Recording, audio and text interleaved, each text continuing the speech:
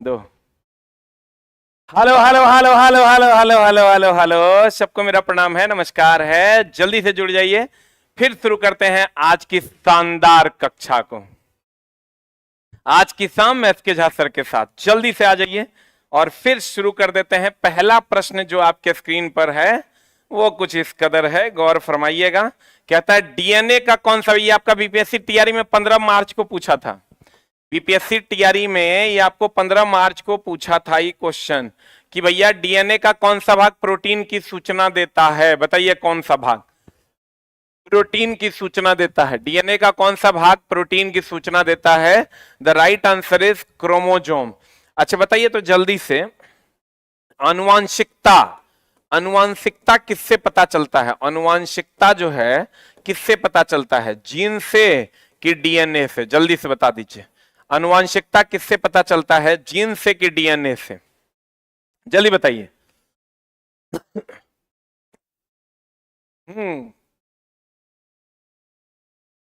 अनुवांशिकता का पता किससे चलता है?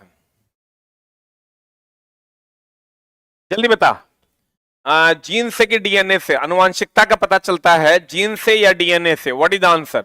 जल्दी बता। ई पहला ऑप्शन होगा, ई नहीं रहेगा तो ये दूसरा ऑप्शन होगा डीएनए। यहां आंसर हो जाएगा जीन, और जीन नहीं रहेगा तो आंसर क्या मारिएगा? डीएनए। और एक चीज और ध्यान रखिएगा, चला एमिनो एसिड से, एमिनो अम्ल से, क्वेश्चन जो पूछता है उसकी बात करूं, एमिनो अम्ल से बनता है प्रोटीन। प्रोटीन से, एनसीईआरटी में भी क्वेश्चन मिलेगा। प्रोटीन से बनता है उत्तक, उत्तक से बनता है अंग, अंग से बनता है शरीर। और उत्तक, सभी उत्तक समान होते हैं। सभी उत्तक जो होते हैं, एनसीईआरटी में सवाल है, सभी उत्तक समान होते हैं। और मेरी जान अंग जो होते हैं वो अलग अलग होते हैं। जितने भी उत्तक हैं वो समान होते हैं और अंग जो है वो अलग अलग होते हैं। 15 मार्च का आपका सवाल है, देख लो। कहते हैं अनुवांशिकी, जीन से, जीन नहीं रहेगा तब डीएनए मारिएगा। एमिनो एसिड से प्रोटीन, प्रोटीन से उत्तक, उत्तक से अंग, अंग से शरीर। यही जो क्वेश्चन है ये एनसीईआरटी में दिया हुआ है। ये क्वेश्चन जो है मेरी जान ये एनसीईआरटी में दिया हुआ है। ये कहां दिया हुआ है? एनसीईआरटी में दिया हुआ है।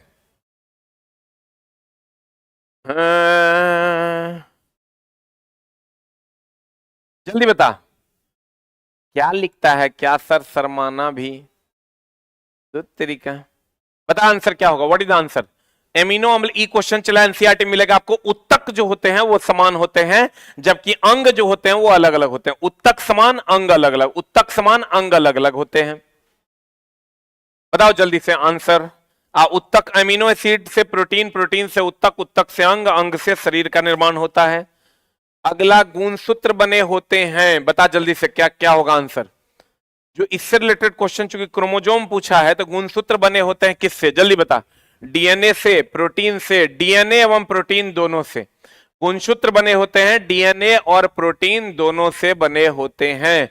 अब प्रोटीन की अगर हम बात करें, चला कौन कौन पचता नहीं है? कौन पचता नहीं है? क्वेश्चन पूछेगा कौन पचता नहीं है, जल्दी बता।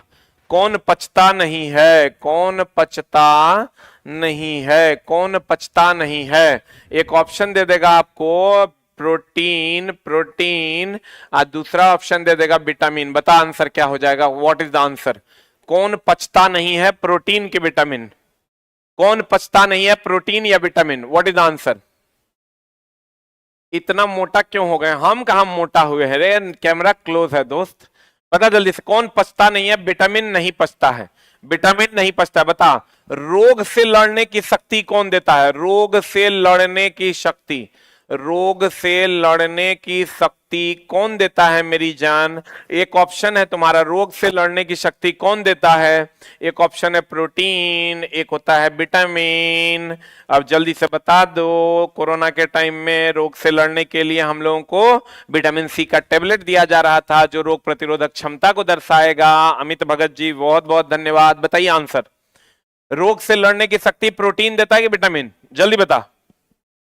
इसका आंसर हो जाएगा डीएनए और प्रोटीन। रोग से लड़ने की शक्ति देता है मेरी जान। प्रोटीन का काम है अंग का निर्माण करना, मसल्स का निर्माण करना।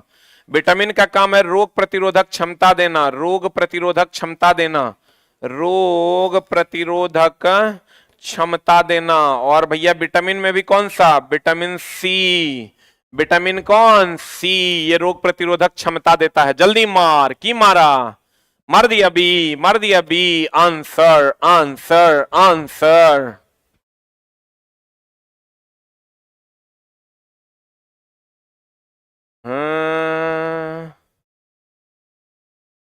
Answer answer answer. अगला प्रश्न आपके स्क्रीन पर ये रहा, बता दो अगला क्वेश्चन क्या होगा। एनसीईआरटी एग्जाम्पलर का क्वेश्चन है, आपकी सेवा में उपलब्ध है।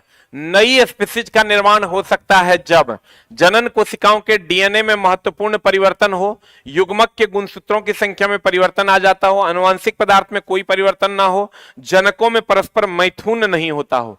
क्या होगा आंसर, जल्दी बता। What is the answer for question number 3?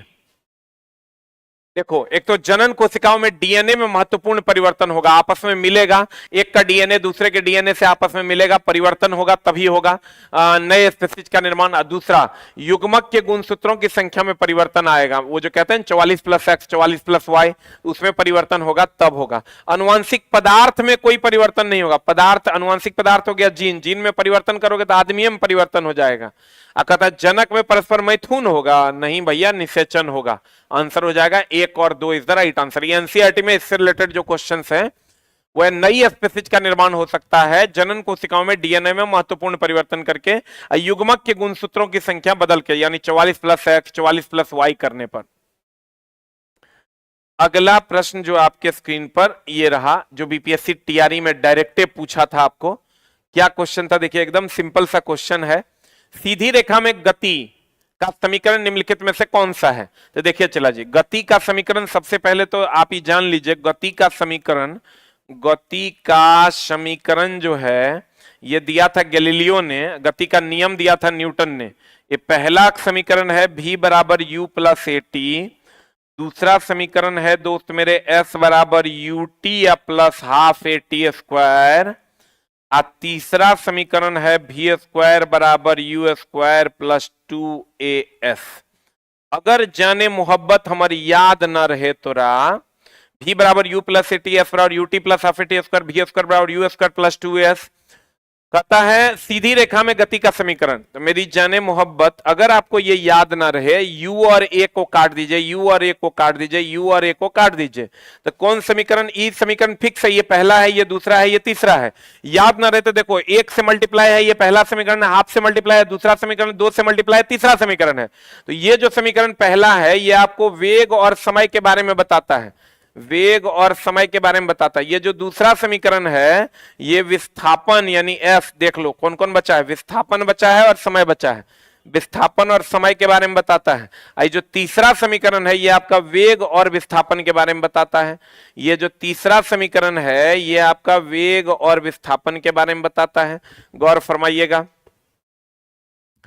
क्या कहते हैं, क्या कहते हैं। कहता है गति का समीकरण v बराबर u प्लस AT, s बराबर ut plus half AT square, v square बराबर u स्क्वायर प्लस 2s। तो भैया v बराबर u प्लस AT में u और a की अगर हम बात करें, u और a कट गया तो वेग और समय को बताता है, विस्थापन और समय को बताता है, ये वेग और विस्थापन को बताता है। ये भी क्वेश्चन दूंगा एनसीईआरटी में मिलेगा। सीधी रेखा में गति का समीकरण यही 3 गो है, तीनों में देख लो तो कौन आंसर होगा।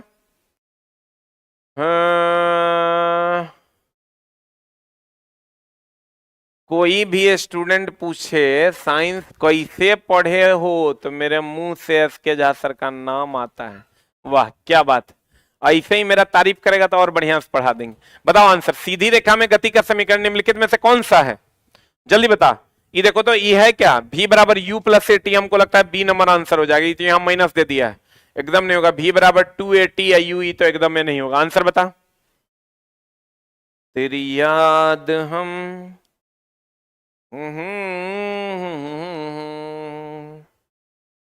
बता आंसर।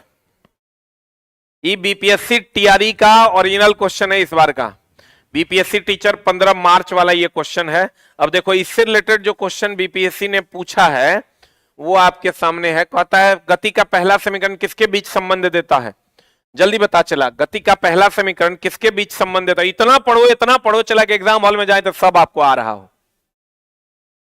बता, गति का पहला समीकरण v बराबर u प्लस at होता है। ये किसके किसके बारे में बताता है? ये एक से मल्टीप्लाई पहला समीकरण, हाफ से मल्टीप्लाई दूसरा समीकरण, दो से मल्टीप्लाई तीसरा समीकरण।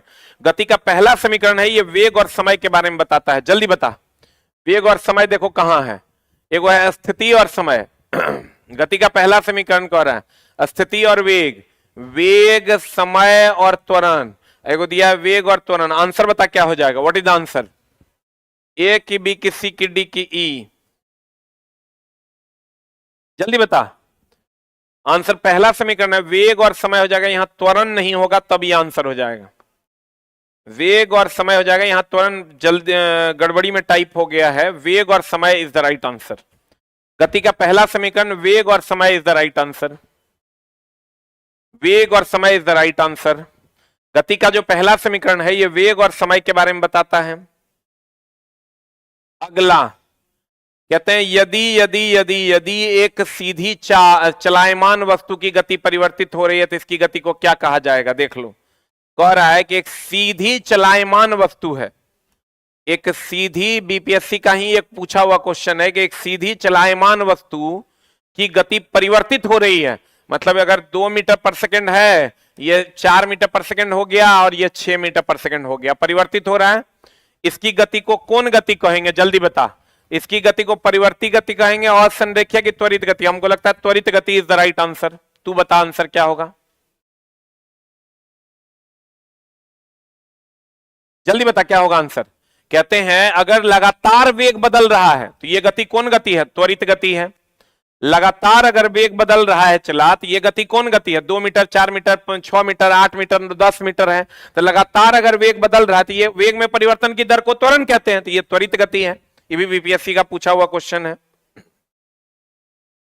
कहता जब आप किसी रबर बैंड, जब ये रबर की बात करें, बीपीएससी टीआरई का देख लो, ओरिजिनल क्वेश्चन है। जब आप किसी रबर बैंड को स्ट्रेच करते हैं तो ऊर्जा किस रूप में स्टोर होती है?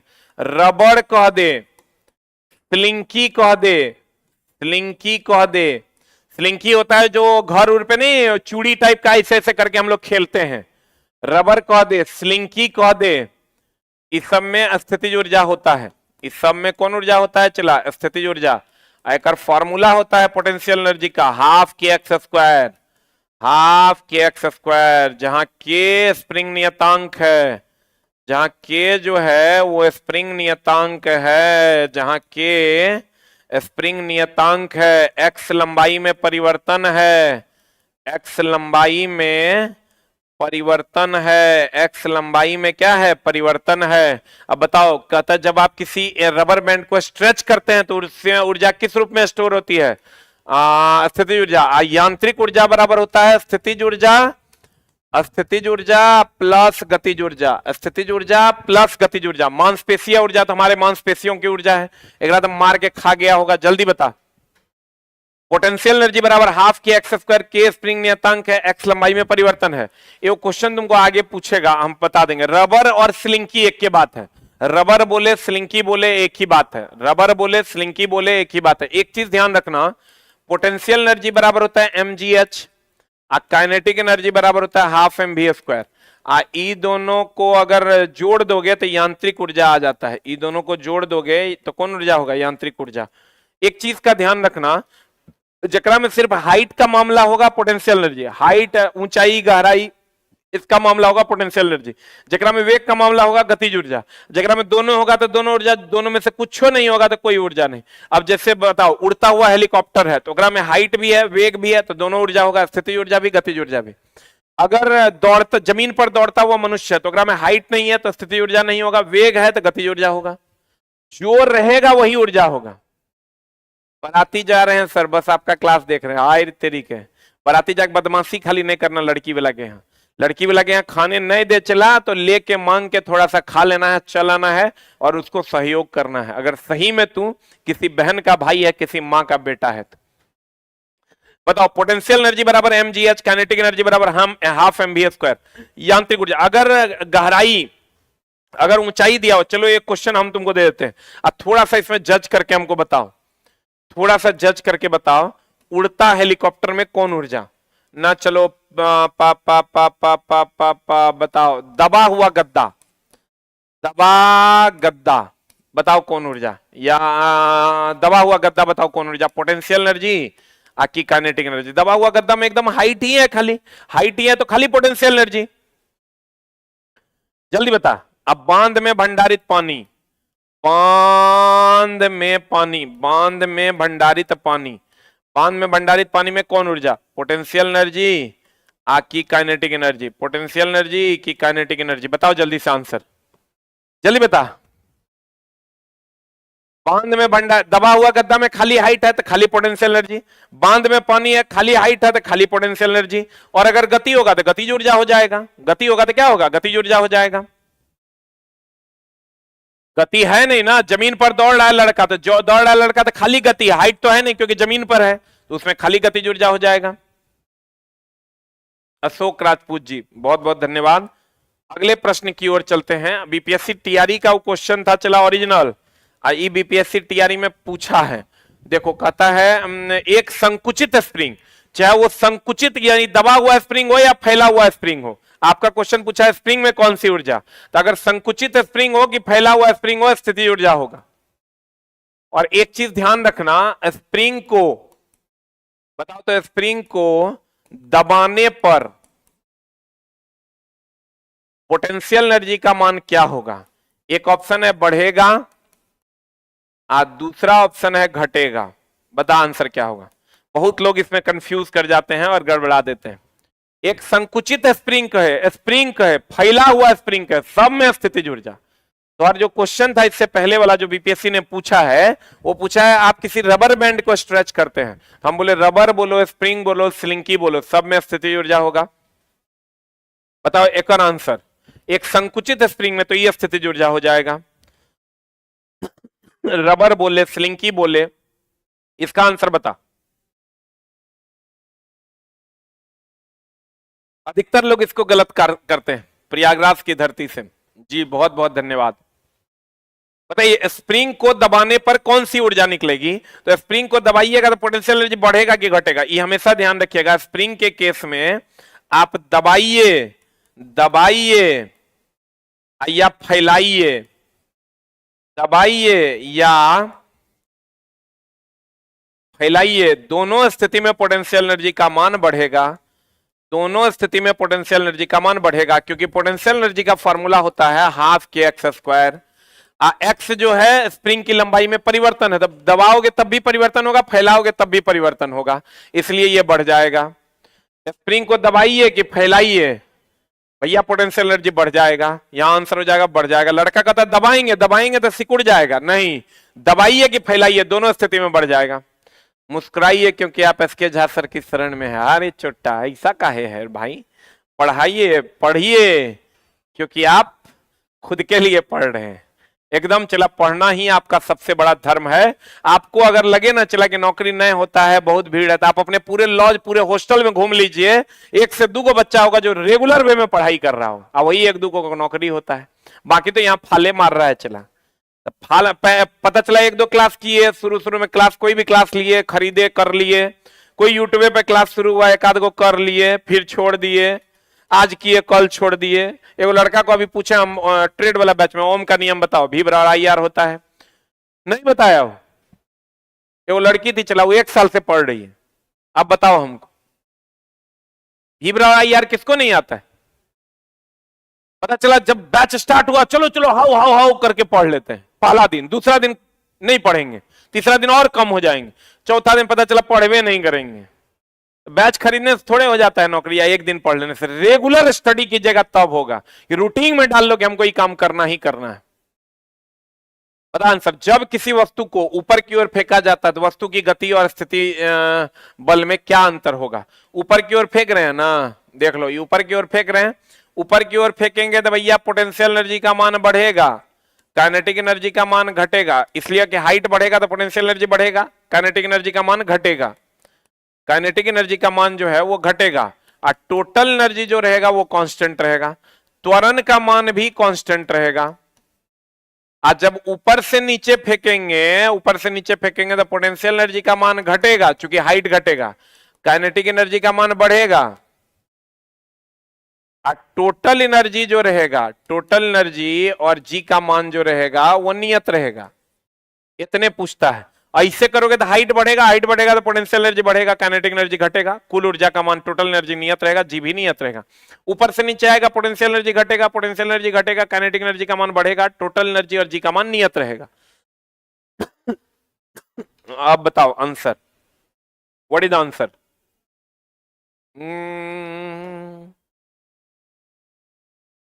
जब किसी वस्तु को ऊपर की ओर फेंका जाता है तो वस्तु की गति और स्थिर बल यानी गतिज ऊर्जा और स्थिति ऊर्जा में क्या परिवर्तन होगा? कहां फेंक रहा है? वस्तु को ऊपर की ओर, ले ऊपर ऐसे फेंक रहे हैं तो हाइट बढ़ेगा, हाइट बढ़ेगा तो भैया पोटेंशियल एनर्जी बढ़ेगा, गति ऊर्जा घटेगा। आंसर बता। और गति ऊर्जा बढ़ेगा? एकदम नहीं बढ़ेगा, गति ऊर्जा कम हो जाएगा और एक समय पर अस्थिर ऊर्जा स्थिति ऊर्जा बढ़ जाएगा। एक ही समय पर स्थिति ऊर्जा बढ़ जाएगा। गति ऊर्जा स्थिति ऊर्जा शक्ति दोनों को बढ़ाता है, गति ऊर्जा और स्थिति ऊर्जा दोनों में कमी आता है। नहीं भैया, गति ऊर्जा कम हो जाएगा। ऊपर की ओर फेंक रहे हैं ना, तो ऊपर की ओर फेंकेंगे हाइट बढ़ेगा, गति ऊर्जा स्थिति ऊर्जा बढ़ेगा, गति ऊर्जा घट जाएगा, गति ऊर्जा कम होगा और स्थिति ऊर्जा जो है वो बढ़ जाएगा। आंसर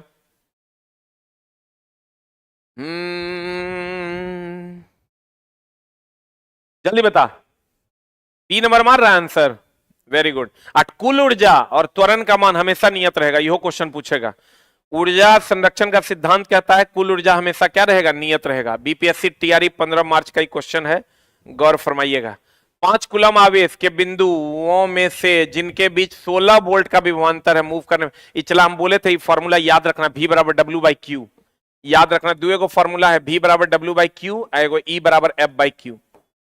ये दो को फॉर्मूला है, V बराबर W बाई क्यू, E बराबर F बाई क्यू। 5 कूलम यानी Q का मान है 5 कूलम, Q का मान है 5 कूलम के बीच 16 वोल्ट, वोल्टेज है 16 वोल्ट। विभवांतर कितना कार्य करना होगा बताओ? W मांग रहा है, W बराबर वाट, तो V बराबर होता है W बटा Q, तो यहां से W बराबर हो जाएगा V इंटू क्यू। V का मान दिया हुआ है कितना? 16, और Q का मान दिया हुआ है 5, 16 पंच 80 जूल इज द आंसर। मार सरी आ गया, न्यूमेरिकल देखो कैसा पूछा है, मार मार मार मार मार मार मार। दुए को पूछवे करेगा, V बराबर W बाई क्यू, E बराबर F बाई क्यू। और अगर तनी गंदा करेगा मेरी जाने मोहब्बत, मेरी जाने पिंखुड़िया, तो तुरा जो क्वेश्चन पूछेगा वो कुछ इस कदर पूछेगा। और अगर पूछ सकता है P बराबर VI से पूछेगा, हम पिछले क्लास में बताए थे V स्क्वायर बाय R से पूछेगा, I स्क्वायर R से पूछेगा, या V बराबर IR से, ओम्स लॉ से पूछेगा। इस टॉपिक में इतने से क्वेश्चन पूछेगा। या अगर और तनी घिना देगा बीपीएससी तो H बराबर I स्क्वायर आर टी से पूछेगा, V square by R into T से पूछेगा, VI से पूछेगा, P इंटू टी से पूछेगा। इससे बाहर सवाल चला जाए तो जे तोरा हमरा गाली देने का होगा दे देना, इससे बाहर इस टॉपिक में सवाल नहीं जाएगा, सबका वैल्यू दिया हुआ रहेगा, आंसर मांग लेगा। हो ला ला ला ला ला।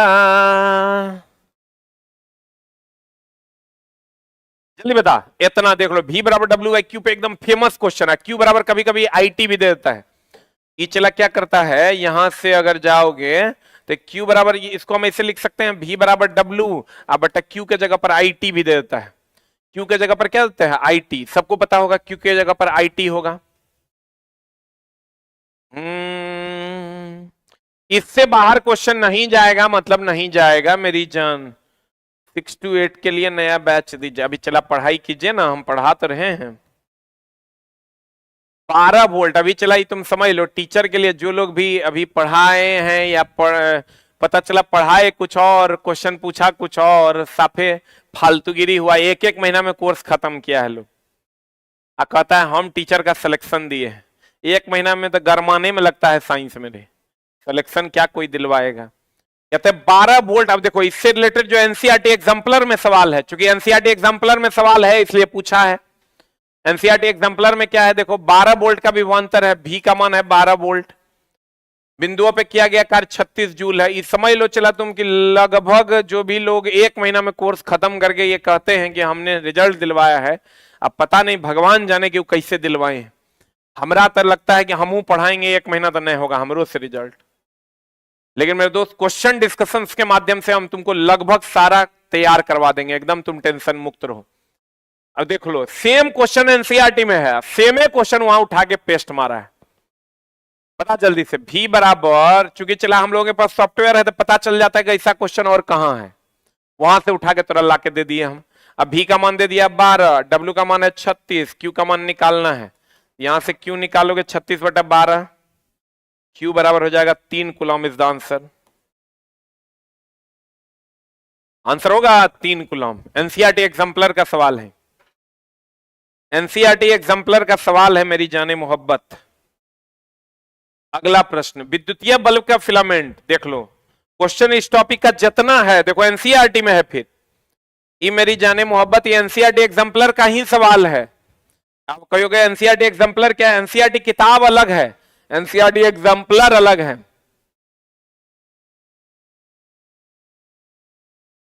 एनसीईआरटी थ्योरी की किताब अलग है, एनसीईआरटी क्वेश्चन बैंक अलग है। क्वेश्चन का जो बैंक है वो अलग है, जिसको एनसीईआरटी एग्जाम्पलर कहते हैं। विद्युत बल्ब का एक फिलामेंट 9 मिनट में, हा टाइम का मान दे दिया है 9 मिनट। 9 मिनट बोले तो टाइम का मान 9 मिनट, टाइम का मान कितना 9 मिनट, टाइम बोले तो 9 मिनट और 9 छा के 54, 540 सेकेंड। इतना एम्पियर की धारा, आई का मान दे दिया है 0.75 एम्पियर की धारा, इन 9 नहीं है कुछ ली जाती है। धारा के माध्यम से प्रवाहित होने वाले आवेश का मान क्या होगा? एकदम देखो एनसीईआरटी एग्जाम्पलर का सवाल है, कितना आसान है। Q बराबर आई टी लगा दो, Q का मान, आई का मान दे दिया है 540 और T का मान हो जाएगा, आई का मान दे दिया 0.75, आई का मान है 0.75 गुना 540। यहां से पॉइंट पॉइंट उड़ाओ, 75 चौका 100, देखो कितना आता है आंसर। पॉइंट उड़ाओगे तो 100, 25 तिया 75, 25 चौका 100, आंसर बताओ। ये हो जाएगा चला 3/4 गुना 540। इसको काटोगे 4 से तो 3 गुना 4 एकन 4, 4 तिया 12, 4 पंच 20। इसको गुना करोगे तो 5 तिया 15, 3 तिया 9, 1 10, 3 एकन 3 1 4, 405 coulomb is the answer. 405 coulomb is the answer. आया क्या इतना? 240 आ गया, एकदम हो जाएगा मेरी जान कौशल किशोर जी, जल्दी बताइए। एकदम एनसीईआरटी का एग्जाम्पलर का ही सवाल है, जल्दी बता। खाली ध्यान रखना यहाँ 9 मिनट को सेकंड में जरूर बदल देना, ना तो गड़बड़ा जाएगा। 9 मिनट को सेकंड में बदल देना, ना तो गड़बड़ा जाएगा, आंसर इसी में से कुछ आ जाएगा तब, और गलत हो जाएगा। एकदम कौशल किशोर जी बताइए जल्दी से, 9 मिनट को सेकंड में जरूर बदल देना, ना तो गड़बड़ा जाएगा। अगला आंसर बीपीएससी टीआरई देख लो, 15 मार्च का सवाल है। देखो तो हम इसी से रिलेटेड जो एनसीईआरटी में सवाल है वो बताते हैं, तब तुम कंपेयर करके देखना तुमको कैसा लगेगा। अभी चला हम जो एक आपको 2 गो टीचर अभी जो दिए हैं, 4 गो टीचर हम लोग जो हमारी टीम से है, एक बार 10:30 बजे रात में मैच चलता है, एक बार करके देखो। मेरे कहने पर एक बार करके देखो, निराला सर पढ़ा रहे हैं, अगर बेहतरीन कॉन्सेप्ट तो नहीं मिला तो जे तुम कह दो। जो भी लोग बीपीएससी टीचर के लिए पढ़ रहे हैं, 10:30 बजे रात में एक बार मैथ करके देखिए, मजा आ जाएगा एकदम। आज तक आप मैथ का ऐसा टीचर आपको नहीं मिला होगा, वैसा टीचर हम आपको दिए हैं। रात में 10:30 बजे एक बार पढ़ के देखिए। और 9 बजे चंद्रा सर दिए हैं जीएस में, जीएस अन्य जगह पर भी पढ़े होंगे, एक बार यहां भी पढ़ के देखिए 9 बजे रात में। 9 बजे रात में चला, और करंट अफेयर्स है 7 बजे। डेली आप करंट अफेयर्स फॉलो कीजिए, अभी से एग्जाम तक में A to Z current affairs पढ़ा देंगे। 10:30 बजे मैथ है, एक बार चला फॉलो करके देख लो। और 9 बजे जीएस है, 9:20 में होता है, 9:10 9:15 तक ही लाइव होगा, 10:30 बजे ही लाइव हो जाएगा, 5 मिनट के आगे पीछे। एक बार करके देख लीजिए चला। आपको अगर मजा ना आए तो हमरा जे तुम कहना होगा कह लेना। यदि 2 द्रव्यमान के बीच की दूरी को दुगुना कर दिया जाए तो उनके मध्य गुरुत्वाकर्षण बल कितना? एनसीईआरटी में डायरेक्ट ही सवाल है। यदि 2 द्रव्यमान, देखो बीपीएससी टीआरई 15 मार्च का सवाल है, यदि F बराबर फॉर्मूला होता है Gm1 M2 बटा R स्क्वायर।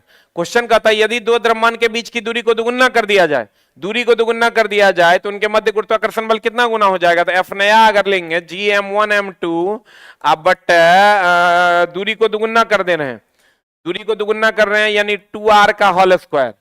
2r का हेल स्क्वायर, तो f1 बराबर हो जाएगा g m1 m2 अब बट ई 1/4 बाहर निकाल लेंगे, 1/4 बाहर निकाल लेंगे तो 1/4 g m1 m2 अब बटा आर स्क्वायर, तो यहां से हो जाएगा 1/4 यानी f/4 यानी 1/4 हो जाएगा, 1/4 रह जाएगा।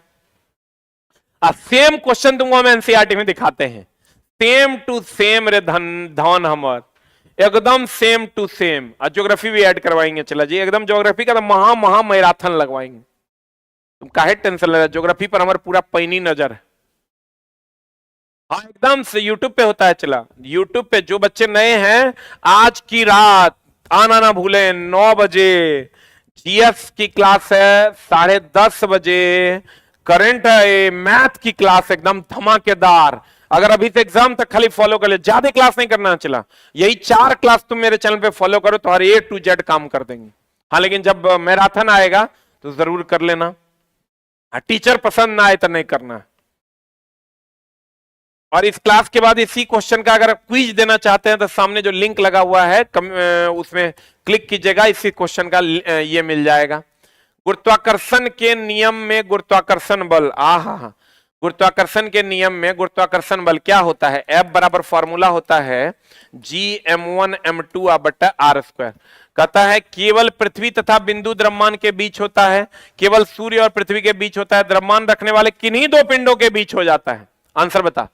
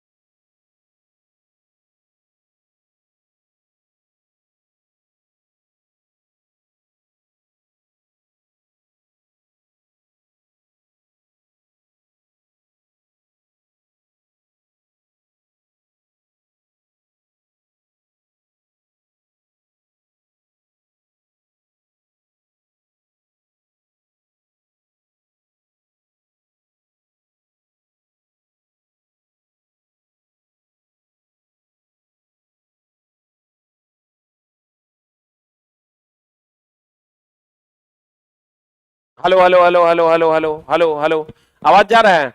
अब आवाज जा रहा होगा। देखो क्वेश्चन जो तुम्हारा बीपीएससी, फिर से मैं बताता हूं, चला बीपीएससी टीआरई में जो तुम्हारा क्वेश्चन पूछा था वो दो द्रव्यमान के बीच की दूरी, अब जा रहा होगा आवाज, दुगुना कर दिया जाए तो उनके मध्य गुरुत्वाकर्षण बल, ये बीपीएससी टीआरई में पूछा था।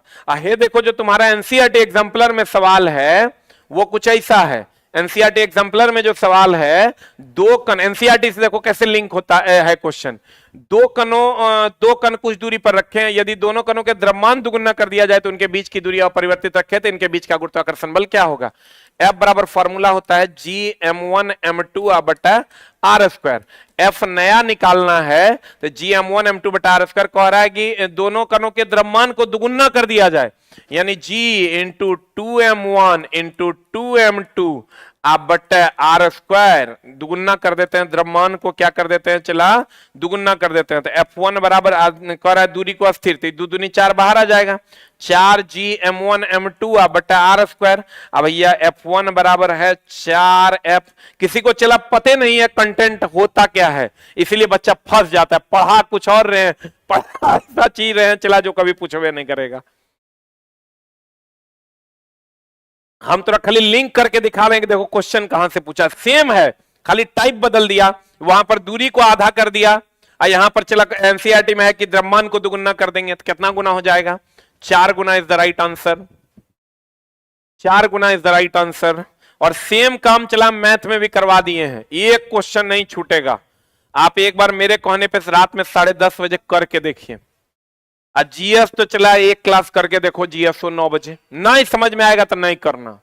मैथ तो धांसू टीचर को लगा दिए हैं, चला निम्नलिखित में से कौन सा स्वभाव अम्लीय है? चूने का पानी। देखो बीपीएससी में थोड़ा पूछा है, बीपीएससी टीआरई में पूछा है, जो तुम बहुत आसानी से बना पाओगे। कौन सा अम्लीय है? तो अम्लीय होगा तो पीएच मान 7 से कम होगा। बीआरबी ABR दर्शाएगा।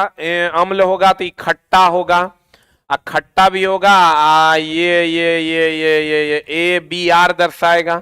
एसिड ब्लू टू रेड कर देगा। आंसर हो जाएगा नींबू का रस। नींबू का रस का पीएच मान 7 से कम होता है। चूने का पानी क्षार होता है, चूने का पानी क्षार होता है। मानव का रक्त भी क्षारीय होता है। जितना सोडा है, वॉशिंग सोडा है, बेकिंग सोडा है ये सब क्षार होता है। उसके बाद टूथपेस्ट, मुंह जो होता है अम्लीय होता है। हमारा जो मुंह है चला, मुंह जो होता है ये अम्लीय होता है। मुंह अम्लीय होता है, मुंह अम्लीय होता है। हमारा जो टूथपेस्ट है ये क्षारीय होता है। टूथपेस्ट जो है ये क्षारीय होता है। देख लो, सोडा जितना, वॉशिंग सोडा, बेकिंग सोडा, जितना भी टाइप का सोडा है सब क्षार है। वॉशिंग सोडा, बेकिंग सोडा सब क्षार है। मुंह अम्लीय होता है तो टूथपेस्ट क्षार होता है, इसीलिए मुंह अम्लीय है। और टूथपेस्ट क्षारीय होता है, मिला दीजिएगा तो उदासीन हो जाएगा, इसीलिए मुंह हमारा साफ हो जाता है। Soda, washing soda, baking soda सब क्षारीय है। मुंह अम्लीय होता है, टूथपेस्ट क्षारीय होता है। जल्दी लिख। अम्ल का स्वाद खट्टा होता है, क्षार का स्वाद तीखा होता है। इसका पीएच मान अम्ल का 7 से कम होता है, क्षार का पीएच मान 7 से अधिक होता है। हो चूने का पानी क्षारीय होता है, नींबू का रस हो गया अम्लीय होता है, मानव रक्त क्षार। Soda, washing soda, baking soda ये सब क्षार है। मुंह अम्लीय होता है, टूथपेस्ट क्षारीय होता है। एक होता है एंटा एसिड। अगर इतना पूछिए दिया है तो एंटा एसिड पूछ सकता है।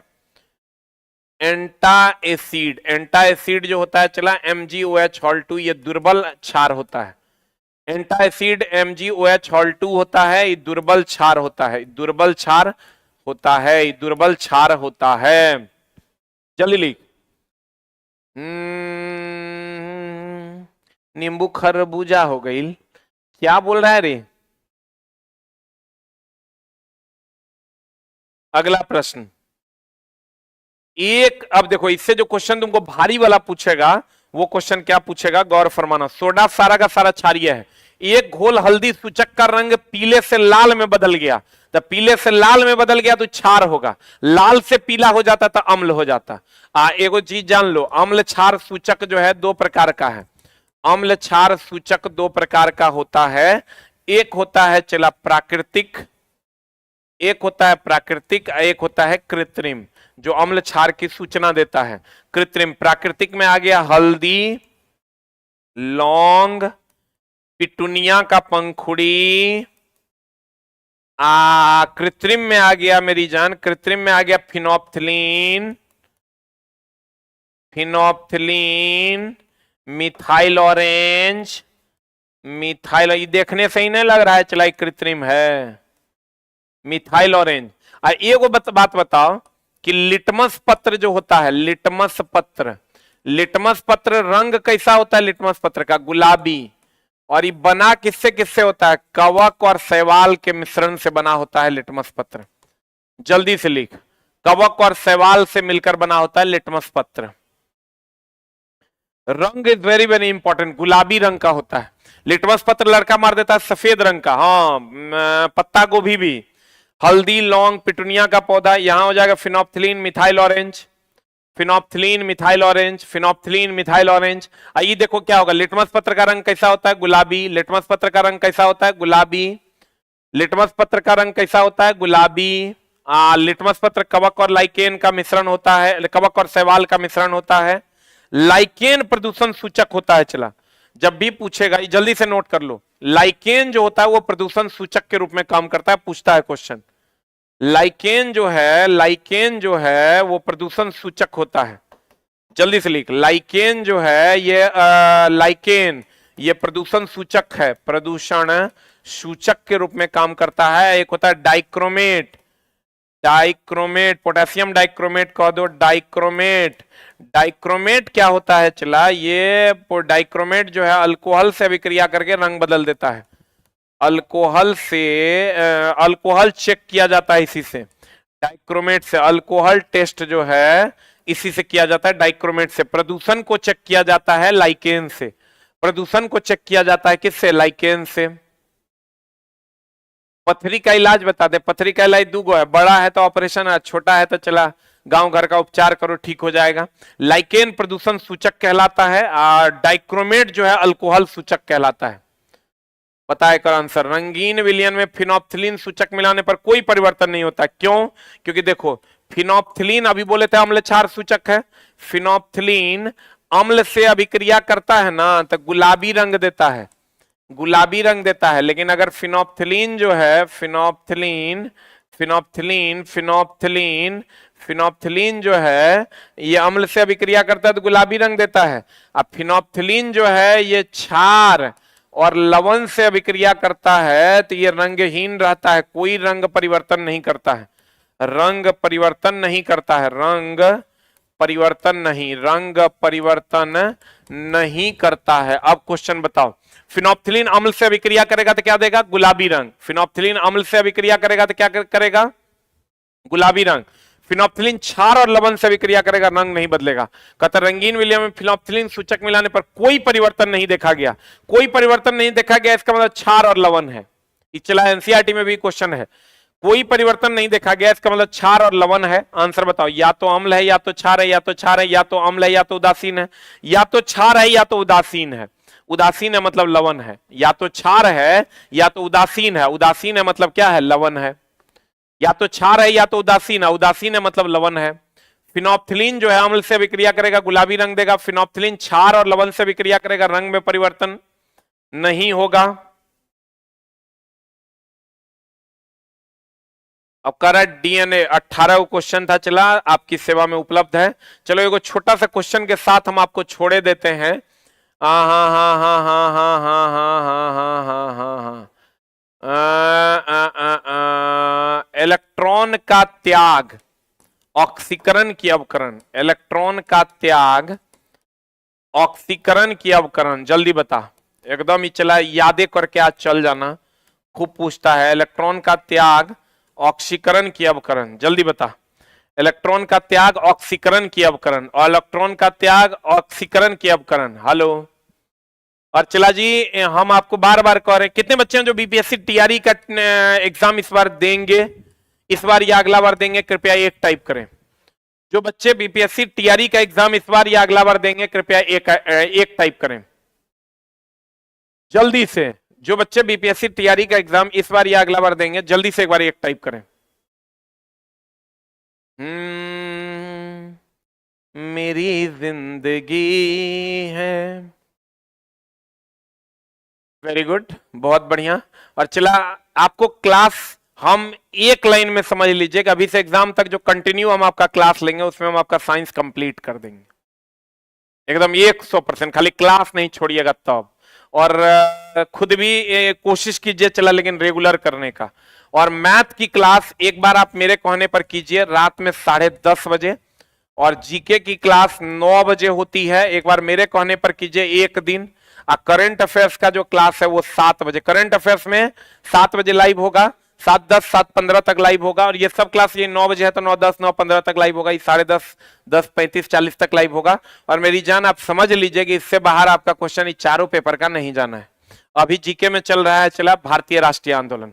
नमस्कार, उम्मीद करते हैं कि आपको क्लास अच्छा लगा हो तो कमेंट्स कीजिएगा, ताकि हम क्लास को, अगर अच्छा लगेगा तो कोशिश करेंगे कि हम आगे भी आपको अच्छी अच्छी कक्षाएं प्रोवाइड करवाते रहें। नमस्कार, thank you very much, love you all. और एकदम 100% चला हम आपको अभी से एग्जाम तक पढ़ाएंगे तो पूरा का पूरा कोर्स हम आपका समेट देंगे, इससे बाहर क्वेश्चन नहीं जाएगा। Thank you very much, love you all, नमस्कार।